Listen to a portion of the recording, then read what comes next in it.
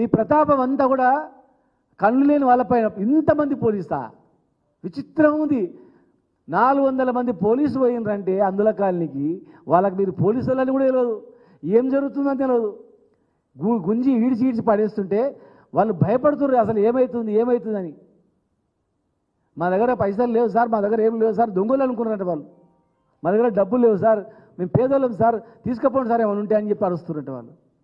అందులో కాలనీలో మీరు ఒక్కరు పోయి కూల్చి అడిగేటోళ్ళు లేడా? మీరు 100 మంది పోలీసులు పోయి భయాకర పరిస్థితి పెట్టి. హైదరాబాద్లో పెద్దోళ్ళకేమో 30 రోజుల నోటీసులు ఇస్తారు. చెరువులలో కుంటలలో కడితే చెరువు పక్కనే నీళ్ళ పక్కనే కనపడుతుంటాయి. చెరువు పక్కనే నీళ్ళ కానుకొని ఇల్లు కట్టిన వాళ్ళకేమో 30 రోజుల సంజాసి నోటీస్ ఇస్తారు, 30 రోజులలో మీరు ఇవ్వాలని. కానీ వికలాంగులు, అందులు, పేదవాళ్ళు, అందులో అందరు ఎస్టీలు ఉన్నారు. పేదవాళ్ళకేమో వితౌట్ నోటీస్ ఇవ్వమని చట్టంలో ఎక్కడ ఉందని అడుగుతా ఉన్నాం మేము. నోటీస్ లేకుండా కూల్చమని ఎక్కడైనా ఉందా?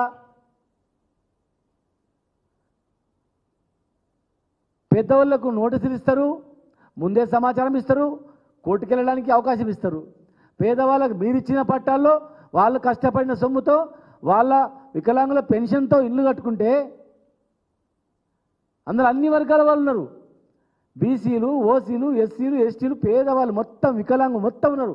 వాళ్ళకు కులం లేదు, మతం లేదు, మైనార్టీలు అందరూ ఉన్నారు. సమాజంలో సరైనటువంటి గౌరవం లేదు వాళ్ళకు పాపం.